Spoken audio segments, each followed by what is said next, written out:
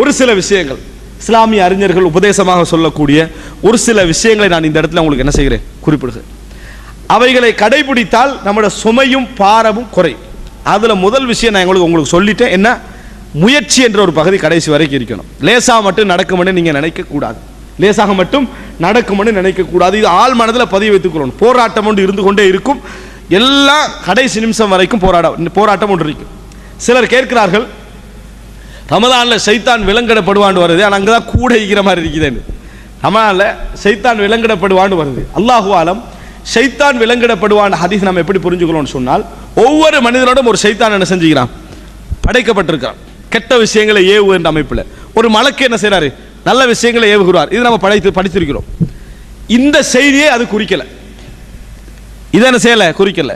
பொதுவாக ஷைத்தான்கள் என்று மனிதர்களோடு படைக்கப்படாமல் இருக்கக்கூடிய அமைப்பில் இருக்கிறாங்களே, அவர்களைத்தான் இந்த செய்தி என்ன செய்து இது குறிக்கிறது. அவரவர்களோடு இருக்கக்கூடியவர்கள் என்ன செய்வார்கள், அவரவர்களுக்குரிய தூண்டுதலை கொடுத்து கொண்டுதான் இருப்பார்கள் என்றதை நம்ம என்ன செய்ய வேண்டும், புரிந்து கொள்ள வேண்டும். எனவே அதை எதனை செய்யலது, ஒவ்வொருவரோடு படைக்கப்பட்ட ஷைத்தானை இந்த செய்தி குறிக்கவில்லை. அன்புள்ள, எனவே போராட்டம் எதிரி இருக்கிறது தெரிஞ்சா தானே போராடுவோம். எதிரி இருக்கிறான், விலங்கிடப்படலை, நீங்க என்ன செஞ்சு விலங்கிடப்பட்டு என்ன செய்ய வேண்டாம், நினைத்துக் கொள்ள வேண்டாம். போராட்டம் என்பது மிக முக்கியமான ஒரு அம்சம், அது இருந்தே ஆகும். இரண்டாவது அம்சம், அன்புள்ள சகோதரர்களே, மிக முக்கியமான ஒரு உபதேசம், எல்லா விதமான சோசியல் மீடியாக்களை விட்டு கொஞ்சம் வெளியே வாங்க. அது மிக முக்கியமாக இந்த ரமலான்ல செய்ய வேண்டிய விஷயம். யாருக்கு இன்றி அமையாத விஷயங்கள் என்று இருக்கிறதோ, தொழில் ரீதியாக இருக்கும், இருந்தே ஆக பாருங்க, இருந்தே ஆக வேண்டும் என்கின்ற சில இடங்கள் இருக்கும். அந்த கட்டங்களில் தவிர நீங்கள் அதில் என்ன செய்ய வேண்டாம், ஈடுபட வேண்டாம். நல்லதோ கெட்டதோ எல்லா நல்லதையும் செய்யணும் என்ற கடமை இஸ்லாம் எங்களுக்கு சொல்லவும் இல்லை. எல்லா நல்லதையும் மற்றவனுக்கு பரப்புங்கன்னு இஸ்லாம் சொல்லவும் இல்லை. நம்மது நல்லதை முதலாவது என்ன செய்யணும், நம்ம பார்த்து கொள்ள வேண்டும். அதனால நீங்க என்ன முடிவுக்கு வாங்க அப்படின்னு சொன்னீங்கன்னு சொன்னா, ஆள் மனதில் பதிய வைத்துக்கங்க. இந்த சோசியல் மீடியாக்கள், பொது மீடியாக்கள்ல நாங்கள் இந்த ரமலானுடைய கால பகுதியில் கூடுதலான தொடர்பை விட்டு வெளியாகிறோம். அறிவிச்சுட்டு வெளியாங்க. ஏன் போனான்னு ஒரு கேள்வி இடையில வந்து விளக்கம் சொல்லி அதுக்குள்ள போயிருவீங்க, விளங்கிட்டா? அதனால ரமலானுக்கு முந்தைய என்ன செய்யுங்க, அறிவித்து விடு, நான் இந்த ரமலான்ல என்ன செய்ய போகிறேன், இப்படி அதையும் சொல்லிடுவான், நான் என்னென்ன ஐடியாலாம் பண்ணிக்கிறேன், நிறைய தொழணும், நிறைய ஓதணும், இன்னென்ன குர்ஆன் நன்மைகள் அங்கே போட்டுறாம நம்ம என்ன செஞ்சிடும், நான் இந்த பையனை ரமலான்ல என்ன செய்யலை, சோசியல் மீடியாக்களும் கொஞ்சம் தூரமாக நினைத்திருக்கிறேன் எனது வணக்க வழிபாடுகளுக்காக வேண்டி அப்படி என்று சொல்லி நீங்கள் கொஞ்சம் அவைகள் எல்லாத்தையும் முடிச்சிருங்க. அது என்னதாக இருந்தாலும் சரி, உங்கள் வாழ்க்கையில் எந்த விதமான நஷ்டம் வரப்போகிறது கிடையாது, தொழில் ரீதியாக உள்ளதை தவிர மற்றபடி எல்லா விஷயங்களும் நீங்கள் வெளியே வாங்க. அப்போ தான் உங்களுக்கு விளங்க லைஃப்பில் ஹாஃப் டே நம்ம ஒன்றும் இல்லாமல் கழிச்சிக்கிறோம், அதில் தான் போய்க்கும், பெரும்பாலும் அதில் தான் போயிருக்கும். இதை நீங்கள் செஞ்சீங்கன்னு சொன்னால் ரமலான்ல உங்களுக்கு கிட்டத்தட்ட எத்தனையோ பக்கம் குர்ஆன் ஓதுறதுக்குரிய டைம் உங்களுக்கு என்ன செஞ்சிடும், அதில் கிடைத்து விடும். இதில் தான் காலம் போகுது. இதை நீங்கள் அதாவது அந்த கிபிலாலிருந்து நம்ம வெளியே வந்துடணும். கிபிலத்து ஷைத்தான் வணங்கிட்டா ரமலானுடைய கால பகுதியில் வெளியே வந்துட வேண்டும். சிலர் செய்கிற வேலை நல்ல விஷயம் தான். ரமலானுடைய கால பகுதியில் டிவியை நம்ம போட்டுருவோம் இடத்துக்காக வேண்டி அதை பொட்டியில் போட்டு எடுத்து ஒசக்க வச்சிடுறது, மேல் பகுதியில் வச்சாச்சு. ஆனால் கம்ப்யூட்டர் அதெல்லாம் ஒரு காலத்துக்கு ஓகே, இப்போ லேப்டாப் கம்ப்யூட்டர்லாம் கையில் இருக்கு, இதைத்தான் முதலாவது அங்கே வைக்கணும். இதெல்லாம் கையில் உட்காந்துட்டு அதுக்கு பிறகு ரமலான் முடிஞ்சவரை இறக்கி அழுத்து மறுபடியும் என்ன செஞ்சிடறது, கொண்டு வைத்து விடுவது. அப்படி அந்த மாதிரி ஏதாவது ஒதுக்குதல் வேலைகளை நம்ம சோசியல் மீடியாக்கள்ல குறைச்சி நம்மளுக்கு இன்றியமையாத விஷயங்களை தவிர மற்றபடி குறைத்து விடுவது என்பது நேரங்களை என்ன செய்யும், எங்களுக்கு கவனத்தை சிதறல விட்டு இல்லாமல் ஆக்கி. 2 3வது சகோதரர்களே, ரமலான் என்பது உணவு குறைக்கின்ற மாதம், உணவு நிறைக்கின்ற மாதம் அல்ல. ஆனால் நீங்க அதாவது ரமலானுடைய மபஹர் வெளி உலகத்துக்கு எப்படி போய் சேர்ந்திருக்கேன், முஸ்லீம் அல்லாத சமுதாயத்துக்கு நல்லா சாப்பிடலாம் இந்த மாசத்துல தான், அப்படி என்று தான் போய் சேர்ந்திருக்கிறது. நீங்கள் மறக்கவில்லை, மறங்க வேண்டிய நினைச்சு பாருங்க. எதை எடுத்தாலும் சரி, ரமலான் என்பது முஸ்லிம்கள் வந்து பசித்திருக்கிற நேரம் என்பது அவங்களுக்கு தெரிந்தாலும், ஆனால் அவங்க உள்ளத்தில் எது ஏற்பட்டுறதுன்னா, இப்படி சகர் செஞ்சா, இப்படி நோன்பு திறந்தா பகல் சாப்பாடு தேவை கிடையாது என்ற மாதிரியான ஒரு பதிவு என்ன செய்யுது, போய் சேர்ற அளவுக்கு நமது உணவு அந்த நடைமுறைகள் ரமலான்ல இருப்பதை நம்ம என்ன செய்கிறோம், பார்க்கிறோம். அன்புள்ள சகோதரர்களே, பரக்கத்துக்காக சஹர் செய்யுங்கள் ரசூலுல்லாஹ் சொன்னார். தஸஹரு ஃபஇன்ன ஃபி ஸுஹூரி பரக்கா, சஹர் செய்யுங்கள், சஹர் செய்வது பரக்கத் என்று ரசூல் ஸல்லல்லாஹு அலைஹி வஸல்லம். தஸஹரு ஃபஇன்னல் யஹூத லா யதஸஹரூன், சஹர் செய்யுங்க, யூதர்கள் சஹர் செய்ய மாட்டாங்க என்று ரசூலுல்லாஹி ஸல்லல்லாஹு அலைஹி வஸல்லம் சொன்னாங்க. பரக்கத்துக்காக சொன்னார்களே தவிர அங்கே ஒரு சுன்னா மீறுவதற்காக சொல்லல. ஒரு சுன்னாவை மீறி, அதாவது நான் ஏற்கனவே உங்களுக்கு சொல்லி இருக்கிற இந்த ரமலானுடைய காலத்தில் பெற்றோர்கள் ஒரு பழக்கம் பழக்கி இருந்தாங்க. அதான் சொல்ற நேரத்தில் தண்ணியை தூக்கிட்டு திரிவாங்க. நீ கொஞ்சம் குடிச்சிரு, நீ கொஞ்சம் குடிச்சிரு, நீ கொஞ்சம் குடிச்சிரு. ஏன்? இதான் உனக்கு கடைசி மெடல். இதுக்கு பின்னால் என்னது? அதான். அதுக்கு பிறகு தண்ணியே கிடையாது. அப்படி என்ற மாதிரியான ஒரு மனோபக்குவத்து, கொஞ்சம் கொஞ்சம் தண்ணியை குடிச்சிருங்க என்ற மாதிரியான ஒரு நிலைப்பாடை செய்வது. அப்படி சஹாபாக்கள் இதை எடுத்துக்கொள்ளவில்லை. அவங்க என்ன, சிலர் என்ன செய்வாங்கன்னு சொன்ன, சமைக்க சொல்லுவாங்க, கொஞ்சம் சாப்பிடுவாங்க. நான் சமைக்க சொன்னதெல்லாம் இந்த சஹருடைய பரக்கத்துக்காகத்தான் என்று இபாதத்தை அதை பார்த்தார்களே தவிர, இதை எப்படி பார்க்கல, சாதாரண ஒரு மனிதன் உண்ணக்கூடிய உணவுல முடிச்சிடணும். ஆனால் எந்த அளவுக்கு இதை ஆக்கிடுறாங்கன்னு சொன்னால், ஒரு உணவு பெண்களுக்கு இபாதத்துக்கு எந்த சந்தர்ப்பம் இல்லாத அளவுக்கு ஆக்கிடுறாங்க.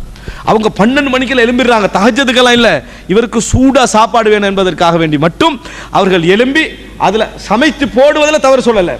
ஆனால் கணவன் மனைவிக்கு டைம் கொடுத்து, அதே போல மனைவி கணவனுக்கு டைம் கொடுத்து, அபூ ஹுரைரா ரலியல்லாஹு அன்ஹு இரவுல நடந்து கொண்டார்களே, புகாரில் பதியப்பட்டிருக்குது. என்னது? அபூ ஹுரைரா ரலியல்லாஹு வீட்டில் நடந்த சம்பவம் என்ன? அபூ ஹுரைரா ரலியல்லாஹு அன்ஹு அவர்கள், அவரது மனைவி, அவரது வேலைக்காரர், இவங்க எப்படி தொழுவாங்கடா, இரவுல 6 மணி நேரத்தில் ஒருவர் தொழுது முடிச்சிருவாங்க. அதுக்கு பின்னால மனைவி எழுப்பிட்டுருவாங்க, மனுவை தொழுவி முடிப்பான். அதுக்கு பின்னால வேலைக்காரர், அல்லது இப்படி ஒரு தர்த்தீப்ல என்ன செய்யும் நடக்கும். வீடு இரவு முழுதும் தொழுகை என்ன செஞ்சிடும், நடந்துரு. இப்படி நடந்து கொண்டிருந்தார்கள். மனைவிக்கு உதவி, கணவனுக்கு உதவி என்ற வணக்க வழிபாடு இருக்கேன். ஆனா எப்படி நடக்குது? உணவு. அது மாத்திரமல்ல, இஃப்தாருடைய நேரம் என்று பார்த்தீங்கன்னு சொன்னால், அதுக்கு பிறகு என்னது, அது சாப்பிட்டு முடிந்த பின்னால சிலர் வாஜிப் மாதிரி இரவு சாப்பிடலைன்றது. ஆனால் மகரிபுக்கு என்னது, மகரிப் என்பது இரவு சாப்பாடு தான் மறந்து அதையும் சாப்பிட்டு அதுக்கு பின்னால தராவி தொழ முடியாது, சுஜூதுக்கு போக முடியாது. இந்த லெவலில் ஒரு இப்படி இஸ்லாம் சொல்லவும் இல்லை, இது இஸ்லாமிய நடைமுறையும் இல்லை, இது சுன்னா, இது பிழை. இதை எவ்வளவு சொன்னாலும் என்ன செய்யறாங்க இல்லை, கேட்கிறார்கள் இல்லை. இந்த நடைமுறை நம்மகிட்ட என்ன செய்யணும், குறைய வேண்டும். வெளி உலகத்துக்கு இது பசிக்கின்ற மாதமே தவிர ருசிக்கின்ற மாதம் என்ன செய்யக்கூடாது, போய் சேருகின்ற அந்த மதுஹர் நல்ல ஒரு மதுஹர் அல்ல. ரமலானுக்கு நல்ல ஒரு பெயர் எடுத்து கொடுக்கக்கூடிய ஒரு மதுஹரும் அல்ல. இது சஹாபாக்கள் அப்படி நடைமுறையில் இருக்கவும் இல்லை. இது ஒரு 3.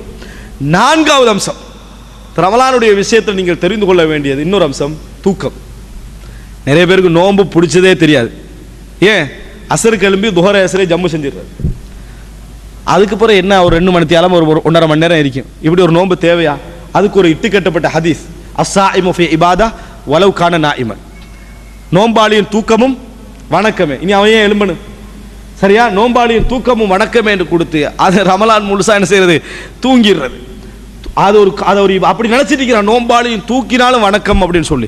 இதனால நோம்புடைய எந்த விதமான அந்த இபாதத்து திக்ருகள் அது இது எதுவுமே என்னது இல்லை என்கின்ற நிலைமை. நோம்பாளியின் தூக்கம் வணக்கம் என்று ரசூல் ஸல்லல்லாஹு அலைஹி வஸல்லம் எங்கேயும் சொல்லவும் இல்லை. அப்படி ஒரு தூக்கத்தி சாப்பாடு இந்த மாதிரி உண்டு, இந்த மாதிரி தூங்கினால், சிலர் சொல்றாங்க ரமலான்களுக்கு கூடுதலாக தூக்கம் வருது இரவுல முழிக்கிறதுனால. இரவுல முழிப்பது என்பதை விட கூடுதலாக சாப்பிட்றவன், அதனால் அதிகமான என்ன செய்யும், தூக்கம் வரும். அன்புள்ள சகோதரர்களே, இந்த ரெண்டும், இந்த தூக்கம், இந்த உணவு, இது ரெண்டும் குறை. எந்த நேரத்தில் நம்ம இரவுல வணங்குறோமா, அதுக்காக வேண்டி தூங்குறோமா, அந்த அளவோடு என்ன செஞ்சுக்கணும், முடிச்சுக்கணும்.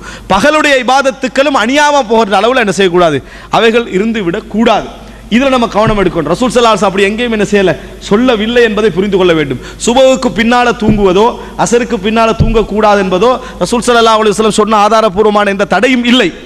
ஆனால் பல இஸ்லாமிய சலஃபுடைய அறிஞர்கள் அதை என்ன செஞ்சுக்கிறாங்க, விமர்சிச்சுக்கிறாங்க.